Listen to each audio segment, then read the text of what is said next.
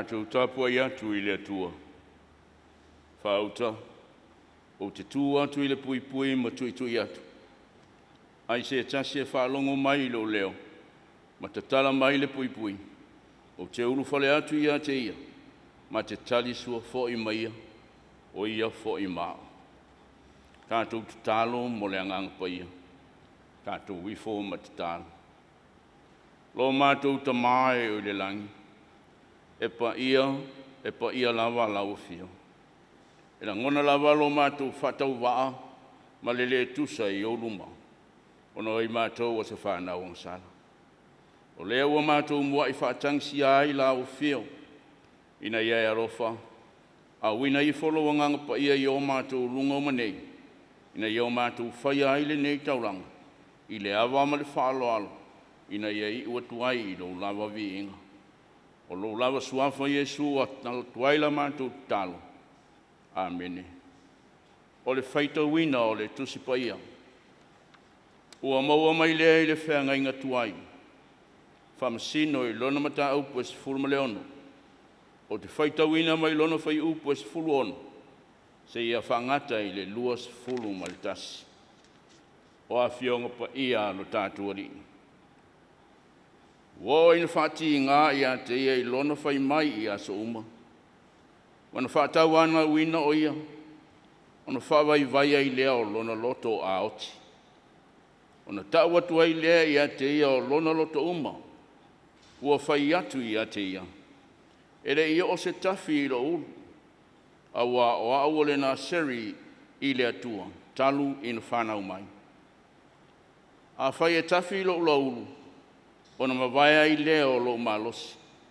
O te vai. E a veafu ia ue pe o se e tasi tangata.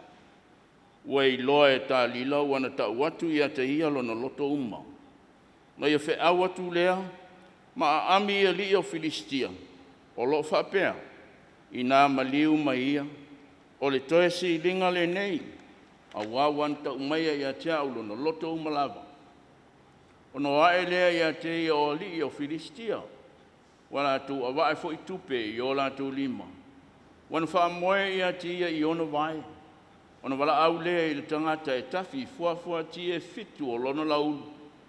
Ona afu ai lea e ia ona whati ngā ia te ia. Wa mawaelo na malosi a ia te ia. Wa whai mai o ia. Samasoni e. Wa mai Filistia ia te oe. Wa ala ia na moe. Ona whai ane lea. O te alu atu e pei ona moe whai. Ma o lulu ia te au. Au ia na te le iloa. Wa fio ese le li ia te ia. Ona pue lea e Filistia ia te ia. Wa sasali ona mata. Wa ave ifo ia te ia i kasa. Mano noa ia te ia i fus apa me mea lua. Wa ia olo saitu foi. I le fale pui pui. Ia whamnia mai le tua le whaitawina mala au tu whaafonga i tuspa ia. Ia te ia pere vi inga. Mai ha tumawai. Nei se ia o i le whawawau. O a tātou tātou sanga. Te talo o le whawhetai, o le whatoesenga, ma mo moli atu nisi o tātou manao. Tātou wifo ma te talo. Lo mātou ta mai o le langi. Ia pa ia lava lo suafa. Ia o mai lo malo, ma ia whaia lo fina ngalo i le lalo langi. E pei ona whaia i le langi. Wa mātou whawhetaia lau fio, o no lo alofa tu noa e ala ia Yesu Keriso. O le whaita toa e matala pea mo i mātou le tangata anga sala, ma le whatau wā. Whawhetai i lau fio, o no lo alofa e whapale pale. Ma ono sai i le te leo taimi e furi tuai le tangata, mai lou finangalo. Mātou te whawhetaia lau fio. O no lau pule au au, wa mawhai ai o na whaatoi le loina le malosi o le lolalangi. O lo tau mawhai e sawa aina, le ola tapua i o lau whanau whaatua tua, e le ngata i samonei a o le lalolangi atoa. Whawhitai mo le tusipa ia o le tala lelei, wa whamanatu mai ai le lofa tu noa o lau fio, e whai mamapusanga o tangata mawhatia. lea li ie lo mātou tamā. Mātou te vivi ma whamanuina pēa le ngā luenga le anganga paia. Na ia whama ite le ola I mea umana whaia. O le anganga na ia whaatupu le mautinoa I le savalinga al tangata whaatuatua. A o la mātou whawhitai sili, ona o le toto o le tamai mamoe, na whamalingi ina mo le whamangaloina o angsala, na ola I le pongsa.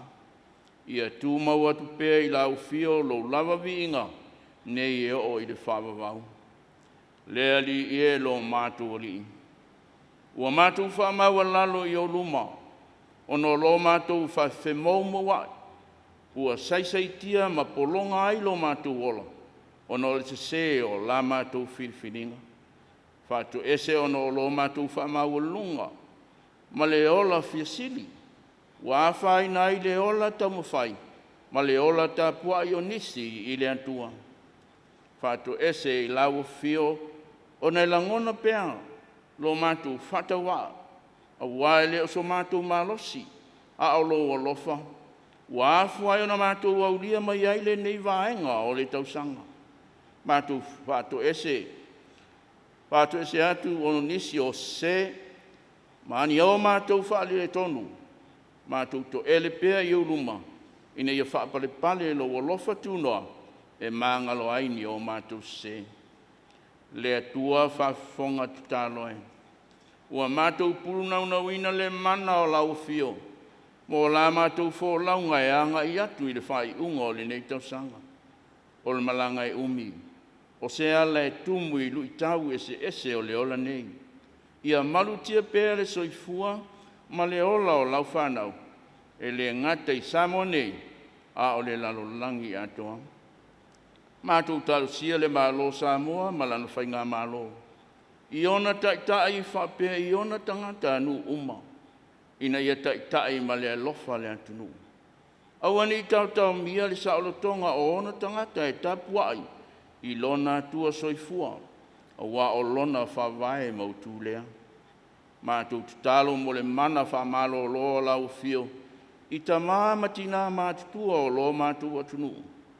O I lantou o lo pōle whala, maula le mulila, a o alo whaiva le atunu, I so se wala awina, a wase manuia o Samoa nei mā Taeao. Mātou tutalo mo e kalesia uma, I so se whata whaitaulanga, a mata mai I ona taitai, se I o I tangata lotu uma. A mātou mawhauwhau I au awhionga, la unga la uwhio e ala I lau au na whatauwa. Mātou whaalongo ma le manino. Po le ale whi au le tala le nei mo o mātou tangata. O nisi nā o mātou tutalo. Whatasi ma le vāo tutalo le leo le tangata la waia. I se mea o manatu I ai. Le tamae o le langi. Ua mātou wafo I nau mātou. Ia whaia pe I ai lo whina ngalo. Ai aua lava no so mātou whatau anau. O lo lava suafa Yesu Kirisoi. Wala tuai la mātou tutalo. Amene. O le launga I le suafa mamalu o le atua le tamaa, le atua le alo, ma le atua le angang paia. Amene. Ua maua le matua o le launga mai le tusi sa whaitauina mai le whea ngai ngatuai. Whamasino I lona mata upu e sifuru ma le ono. Au o whiriwhiria le fwai upu e sifuru ono ma le sifuru fitu. E whai mamatua o le launga. Whafonga o te toe whaitauina. Ua o ina whaati ngā ia te ia I lona whai mai I aso uma. Wana whaatau ana wina o ia. Ona whaavai vai ai lea o lona loto a oti. Ona tau atu ai lea ia te ia o lona loto uma. Ua whai atu ia te ia. Ele ia o se tafi I lo ulu. Awa o au o le nā seri I le atua talu ina whanau mai. A whai e tafi I lo ula ulu. Ona mawai ai lea o lo umalos. O te vai e a vefo ia au e pei o se tasi tangata. O le autu o mawhauwhaunga whale nganga. O le nei aso e tusa ma le whasinonga o le tusi e le au leo. E whapea. E tu I pea le whili. Ina ia o tātou whaia ina. e tu i pea le fili ina ia o tātou whaia ina. O te manatu, e mawhai o na tātou toi wha upuina le au tua ma whauwhaunga whaleanganga i sona whaitaunga e whapea. E musu ina, ma wha oso ina i tātou e le fili ina ia o tātou whaia se mea leanga. E ala ini wha upunga longo le lei male malie ina ia o tātou whaia ina ai. O le wala uina o Samasoni mo lea wha moe moe. O te talitonu, o se fangu, ma se fautuanga fo i lea mo i tātou e tusa ma lo tātou fo i wala uina. Lea ua fo ina le malosi i le tino, loto whaapea le ma fau ma le anganga, au wale whaatino ina o lona wala awina. Ile ma le nei, lea fo i ua fautua ina, ma lapata ina, ele angelu ale li e wha, ea, o lale angelu, ia whae te ete, ne inu i se waina, se awa, pe ai i se mea leanga, ai se anga. O so natu lava na wau, ina ne ile tonu lona ma fau, i sana whae unga sao ma le tonu. E langona le anganga whawhetai, ono lea ua whae loa mai e lo tātou matai o le langi. E le tu lafua ina i tātou e satani, po o le lii o le lalolangi. Au wae sa ili au wala mai pea satani, ma tui mai, se ia o tātou whaia ina. Ile male nei, wa ia whaai loa mai fo. O ai lava e pele ma mawhanawhana la o lua mawhutanga i le tino nei. E whao ngā ina e le fili, na te whaatino ina, pe na te whaataunu ina, ana fuafuanga. Sila i ata lila. O le tamaita ina whaana nau iai le loto Samasoni. Na whaai loa ma tau tino iai e Samasoni, lona lofa whamaoni i ate ia. Pei tai. Ua tau leanga ina mea le lei sa whaia mo ia. Ua ia tau pipelo ina le whamaoni ma le alofa i ate ia o Samasoni. Ua whaatau anau ina pe ta lila. Ma whaamoe Samasoni i le mawhanawhana o na vai. Whai mai le tala. Ua vai e le loto Samasoni. Ai sea. Ua sidi i ata lila. Le o maltamau ainga. Ua whaelo atu e ali Filistia. E mau e ta lila. Pe a ia whaelo atu le afuanga. O le malosi winga ese o iai a Samasoni. Ta lofa i le naseri a le ali. Ua whaoa ma ua awe sea mea alofa le tama o i langi na ia sapi ai. O na mata, ua sasali ese. Ma fuafua ti o lona laulu, ua tafi sea. Na afuai o na tea ese le li mai a Samasoni. O e mana tua o tātou luai mātua o a tamu ma ewa. Ua ngalo nimo i la ua, le alofa ma le anga le lei whamaoni o le atua seifua.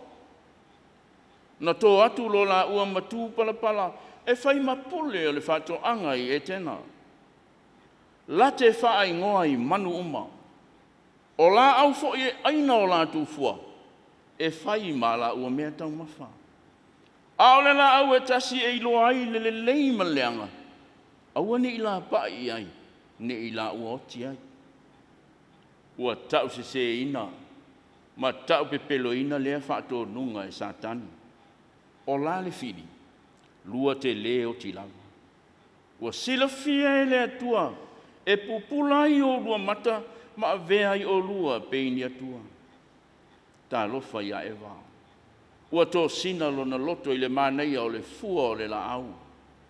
Ua ia i loa, e maua i le poto ma pupulai o na mata, whaapei o se atua, pe aia aina le fua o le ala au. Ka lofa. O e na whaalupe ina o pale li i la ua, o ngā luenga lo tātua li. E le i poi ai satani. A ua whaia ina ma tau fiufi, i lau le mati lo la ua mātanga. E moni lava. Po le alu tamari anga o e sapi ai. Ma malu whaale atu nuu. Ma malu whaale malo. Po le kalesia, po le afo i lo wata mai ma lo tamau ainga, e lui na lava oe le fili, se ia e whaia ina. Lo watu nu ue. Wha pēle whaafonga tapua i so se tafa, o ati ai le nei whasalalonga. O le whi au lea o le tala le lei mo i tātou i le nei Taeao. O le whi au tau longo. O se whi au fangu, ma whamanatu mai, ina ia o tātou matala. Ne ia o tātou whatamala ma manatu mama. Au wae tui pēr le whili, ina ia o tātou whaia ina. Pei tai, e anga le lei, ma whamaoni mai pēr le lofa tu noa o lo tātou li. O Yesu Keriso lavaia, whauta, o te tū atu i le pui ma tui atu. Ai se tasi e whaalongo mai lo leo, ma tatala mai le pui, o te ulu whale atu i a te ia, ma te tali sua fo i maia, o ia fo i mao. A au le fasidi. O ai o tātou tangata whaatau waa, ua fia maa futa mai ai le lii, ma fina ngalo ina ia tātou tali sua o whaatasi maia. Ua tofu i tātou malana tali. Peitai. E ao na tātou mana tua o Yesu Keriso lava na whetalai. O te le tu lafo ina o tau. O te iai pēa ia te o tau i itu aso, maaso uma o lo o tau wala. A wāua ia sila fia, lo tātou vai, ma le to i lalongo fia i le lii o le lalolangi. O le e tui pēa, le fili ina ia tātou whaia ina. I le suafo Yesu Keriso. Amene. Tātou vi antu i le tua i lona vi inga e se lau walu sulmel fitu. Se lau walu sul fitu le pese la tātou pese ai.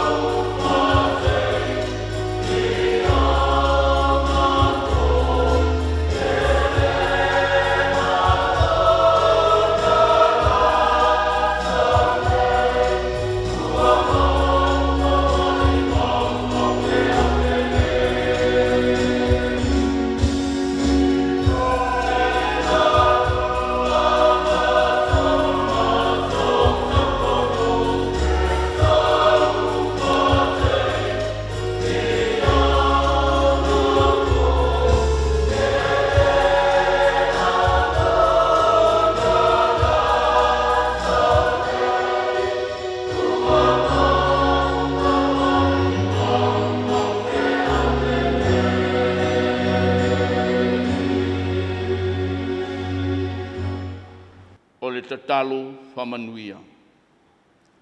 A o le manuia mo le file mu o la ufio le atua le tamaa. Le alofa siri e seo Yesu Keriso lo tātua lii ma le whaola. Le mafutanga le ngotusia ma loa nganga pa ia. Ia tu mau mai o mātou lunga manei. Ma lunga o lau whanau ke siano i le lalolangi nei.